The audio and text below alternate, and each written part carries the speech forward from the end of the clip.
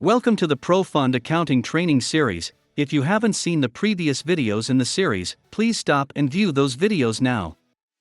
In our previous videos on setup, we discussed employee maintenance and showed how to create employees and set up their personal information, banks, and deductions.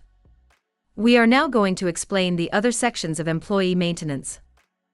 On the Employee Maintenance screen, in the Employee tab, on the first sub-tab called Personal Info, there are a few fields that we want to explain.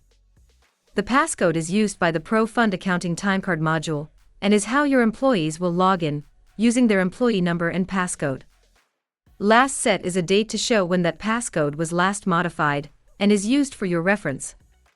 On the Personnel Info sub-tab, License Number, License Expiration Date, License Type, License Endorsements, and Physical Expiration Date are all fields used to maintain and support commercial driver's licenses. Labor grade, bargaining unit, and job description are all fields used to maintain union participation for employees. The miscellaneous fields, dates, and amounts are all for your own internal use. The button for View, Edit Employee Supervisors lets you select all the supervisors that this employee is under. When you click this button, this window will show. Simply click to add a new row. Select the supervisor,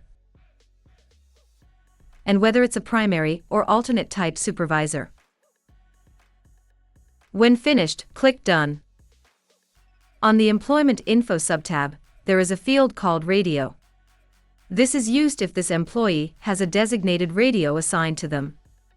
The billable rate field is the dollar amount billed per hour for this employee. Date of hire, seniority date, date of last raise, retired date, and termination date are all placeholders where you can maintain these dates for this employee.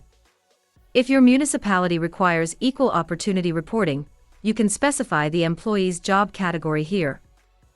Each specialty flag has specific meaning in Pro Fund Accounting. We will start with the Deferred Comp flag. This should be checked if this employee receives any benefits that are tax deferred. Health insurance should be checked if this employee takes part of the municipality's health insurance plan. Voucher only is used to indicate whether this employee is using direct deposit or wishes to have this check generated during payroll. Deferred retirement should be checked if this employee has taken part of your municipality's deferred retirement plan. Likewise, retirement should be checked if the employee has taken part of your municipality's post-taxed retirement plan. The election worker flag indicates if an employee is an election worker. Once this flag is checked, it cannot be undone. Disability should be checked if this employee is receiving disability pay. Seasonal should be checked if this employee's wages need to be processed as a seasonal worker. Supervisor should be checked if this employee is a supervisor of other employees. Full-time should be checked if this employee's wages need to be processed as a full-time employee.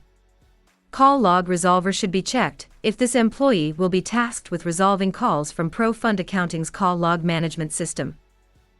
On the Insurance Info subtab, you can keep track of employees' insurance information needed by many of the different reports in Pro Fund Accounting.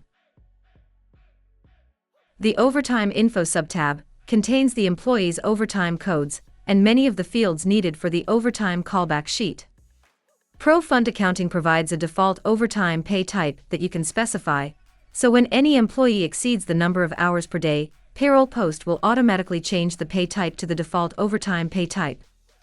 If you need the employee to have a different overtime pay type from the default, you may specify it in the Overtime Payroll Code field here. The Events subtab is where you can set up dates for reminders that will be tracked by Pro Fund Accounting. On this employee, let's change their next performance review date and see what happens when we go to the View Current Employee Events option. Select the performance review date.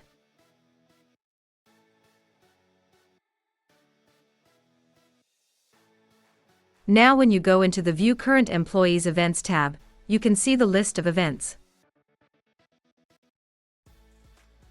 The Messages subtab is where you can keep track of different messages for the employee.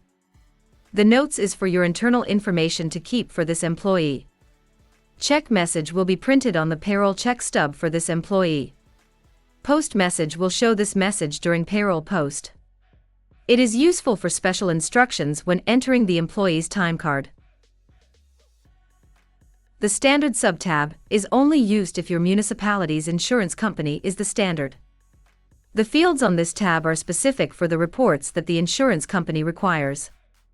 The Dependents tab is where your employees can let you know about all the dependents they have, and is required for self-insured reporting purposes.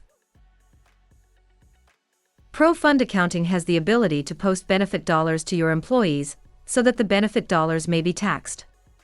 The setup and maintenance of benefits is a very involved process. We have a separate video that covers this process in greater detail. An important feature in employee maintenance is the ability to limit the list of employees to only those that are active. This will show only the employees that are currently employed. This can be achieved by going under the Record menu option and selecting Show Active Employees Only.